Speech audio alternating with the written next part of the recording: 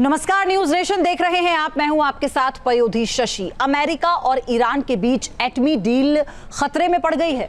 दोनों मुल्क किसी समझौते तक नहीं पहुंच सके, लेकिन इसके बाद मिडिल ईस्ट में एक बार फिर से जंग की धमक सुनाई देने लगी है। एक तरफ ईरान अपनी परमाणु जिद पर अड़ा हुआ है, तो दूसरी ओर इजराइल ने उसकी तरफ हथियार तैनात कर दिए हैं। अमेरिकी खुफिया रिपोर्ट में कहा जा रहा है कि इजराइल ईरान पर हमला करने की तैयारी कर रहा है। रोम में अमेरिका और ईरान ने 5वें राउंड की परमाणु वार्ता की है, लेकिन नाकामी हाथ लगी और इधर जंग की घंटी बज गई।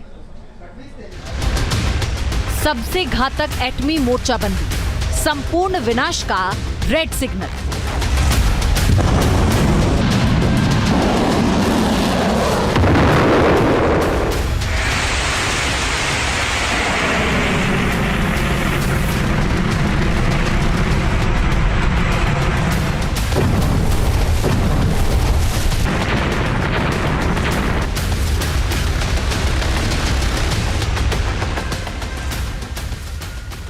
जो पलक झपकाएगा वो तबाह हो जाएगा।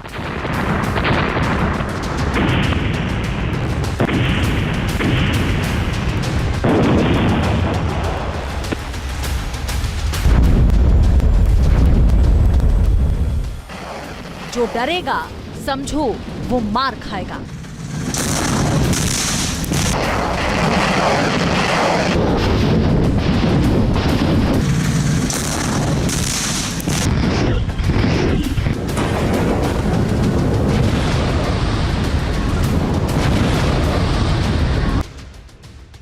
मिडिल ईस्ट में एक बार फिर सबसे बड़ी जंग की चिंगारी सुलग गई है।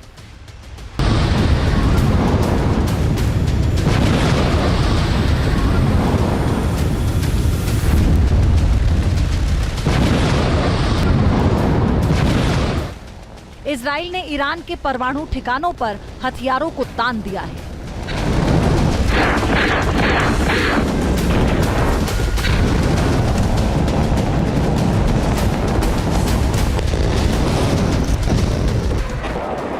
आर या पार, दोनों मुल्क इस बार भिड़ेंगे तो कयामत की नई गाथा लिख देंगे।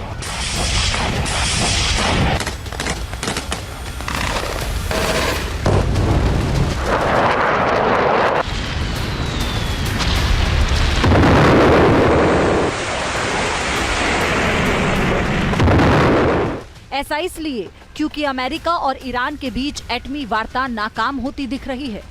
इटली की राजधानी रोम में 5वें राउंड की बातचीत पूरी तरह से असफल साबित हुई।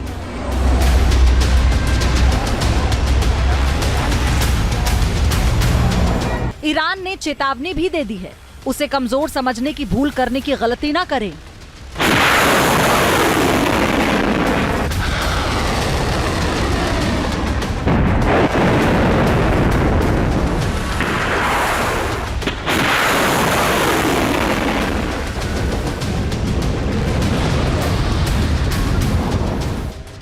परमाणु वार्ता के बेनतीजा रहने का नतीजा किस कदर भयावह हो सकता है, उसे अमेरिकी खुफिया रिपोर्ट से समझा जा सकता है।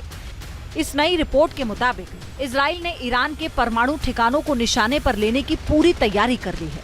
अगर ऐसा होता है तो 2023 में शुरू हुई गाजा की हिंसक लड़ाई के बाद मिडिल ईस्ट के लिए ये दूसरा सबसे बड़ा जंगी मोर्चा होगा। नई खुफिया रिपोर्ट के आधार पर कहा जा रहा है कि ईरान के एटमी ठिकानों पर इजरायली हमले की आशंका कई गुना बढ़ गई है। इजराइल की निगाहें सिर्फ इसी पर टिकी हैं कि अमेरिका ईरान को यूरेनियम संवर्धन से रोकने में कामयाब हो पाता है या नहीं। इस वक्त जिस तरह ये वार्ता अधर में लटक गई, मिडिल ईस्ट की किस्मत के ऊपर भी जंग की तलवारें लटक गई हैं। इजराइल ने इस साल की शुरुआत में कहा था कि ईरान के पास अक्टूबर तक का वक्त है, लेकिन लगता नहीं है कि हालात इस डेडलाइन को पूरा होने देंगे। गाजा में हमास और लेबनान में हिजबुल्लाह के खिलाफ मोर्चा खोल चुका इजराइल अब जंग का मल्टी फ्रंट खोलने को भी तैयार है। दरअसल एटमी जंग रोकने के लिए इस जंग के होने की आशंका 3 वजहों से बढ़ती जा रही है।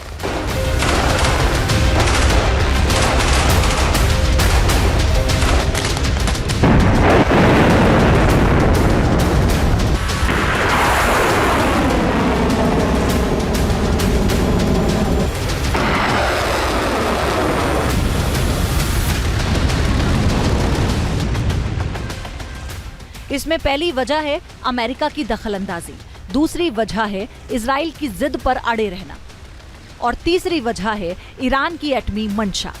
मसलन अमेरिकी राष्ट्रपति ने पहले ही न्यूक्लियर डील को बड़ा कदम बताते हुए कह दिया कि ईरान में कोई न्यूक्लियर डस्ट बनने नहीं दिया जाएगा। दूसरी तरफ इजराइल अड़ा हुआ है कि वो ईरान को एटमी मुल्क नहीं बनने देगा, क्योंकि ऐसा होगा तो फिर ईरान के तीनों प्रॉक्सी हमास, हिजबुल्लाह और हूती विद्रोही इजराइल के खिलाफ और भी हमलावर हो सकते हैं। और जंग के हालात बनने के पीछे सबसे बड़ी वजह ईरान की कसम है, जो किसी भी सूरत परमाणु हथियार हासिल करना चाहता है। ईरान को लगता है कि एटमी हथियार उसके लिए सबसे कारगर डेटरेंट साबित होंगे।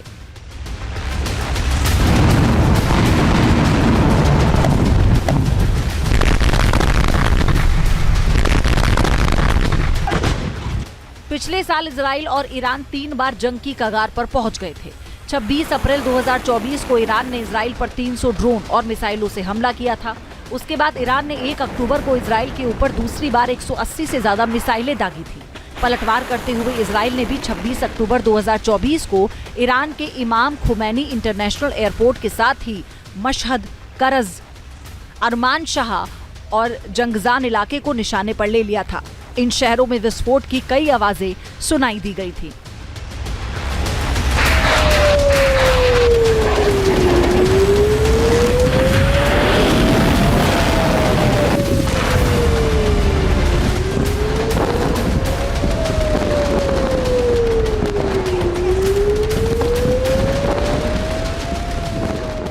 इजराइल के हमले का खतरा एक बार फिर ईरान के ऊपर मंडरा रहा है। कहा जाता है कि इजराइल के पिछले हमले के दौरान कुछ मिसाइलें ईरान के एटमी ठिकानों के आसपास भी गिरी थीं।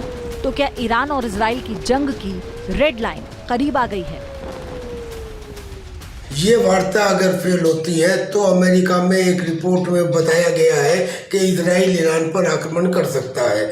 ईरान ने ये कहा है कि एक तो इस आक्रमण को अमेरिका का आक्रमण माना जाएगा, दूसरे उनको नहीं मालूम कि हमारे पास इस्लामिक वर्ल्ड की कितनी सपोर्ट आएगी ऐसी परिस्थिति में, और हम कुछ ऐसे न्यूक्लियर स्पेशल मेजर्स लेंगे जिसके बारे में हम IAEA international atomic energy agency को भी बाद में बताएंगे। अब ये जो न्यूक्लियर स्पेशल मेजर्स हैं, शायद इनको एनालाइज करने के लिए इजराइल तुरंत अटैक ना करे। ईरान के विदेश मंत्री अब्बास अरागची ने रोम में वार्ता के लिए जाने से पहले एक्स पर एक पोस्ट किया था, जिससे साफ पता चलता है कि ईरान अपने न्यूक्लियर इरादे से तनिक भी पीछे हटने वाला नहीं है। अरागची ने लिखा, जीरो न्यूक्लियर वेपन का मतलब डील हो गई, लेकिन जीरो एनरिचमेंट यानी यूरेनियम संवर्धन की योजना छोड़ने का मतलब कोई डील नहीं हुई।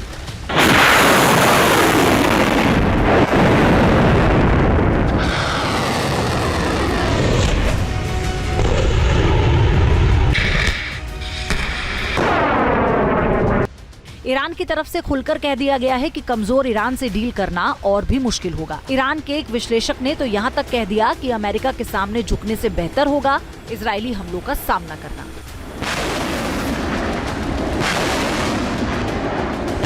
इजराइल और ईरान में जंग होगी तो किसका पलड़ा कितना भारी होगा ये बताएंगे, लेकिन पहले आप ये देखिए कि ईरान के 2 जाने माने न्यूक्लियर साइट्स यानी नतांज और फार्दो किस तरह से इजरायली हमले की जद में आ सकते हैं। नतांज की बात करेंगे, प्रमुख यूरेनियम संवर्धन सुविधा केंद्र ये कहा जाता है, जो मध्य ईरान के इस्फाहान और काशान के बीच में मौजूद है, जबकि अंडरग्राउंड है। क्या है अंडरग्राउंड?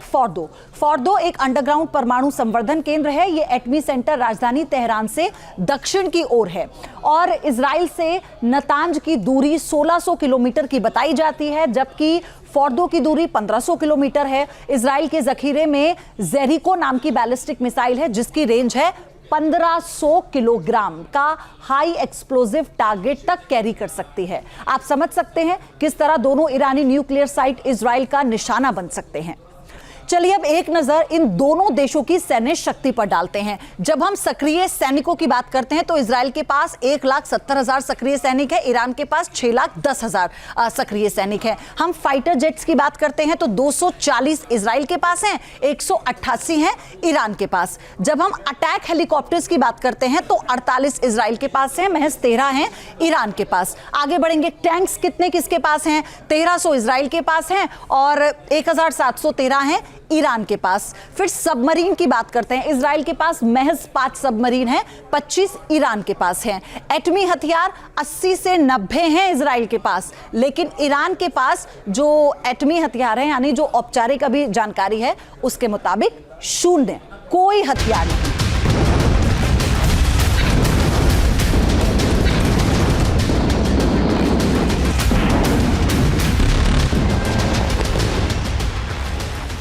ईरान और इजराइल दोनों अपने अपने मकसद को साधने तक इस तनाव को कम करने के मूड में नहीं है। ईरान ने तो साल के शुरुआती 4 महीनों के दौरान ताबड़तोड़ कई वॉर एक्सरसाइज की। इनमें से कुछ तो नातांज न्यूक्लियर फैसिलिटी की हिफाजत के लिहाज से की गई। ईरान ने जमीन, आसमान और नेवी पूरी ताकत की नुमाइश की।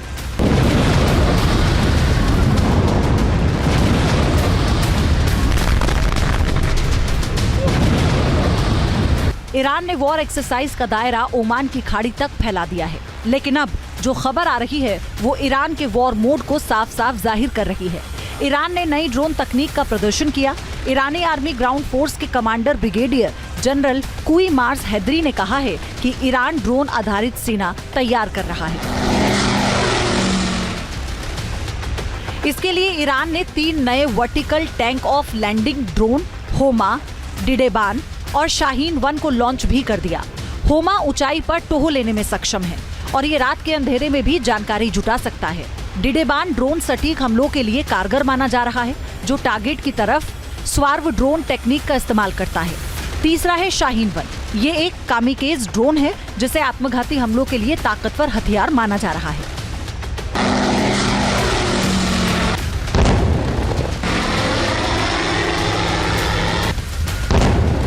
ईरान ड्रोन पावर के लिए जाना जाता है, लेकिन अभी तक ये कहना बेहद मुश्किल है कि उसके पास कितनी ताकतवर एयर डिफेंस सिस्टम है। ईरान हमलावर ड्रोन बनाने में माहिर है, लेकिन इजराइल की मिसाइलों के हमलों से बच निकलना बेहद मुश्किल साबित हो सकता है। आंकड़े भी बताते हैं कि परंपरागत युद्ध में इजराइल का सामना करना ईरान के लिए टेढ़ी खीर है।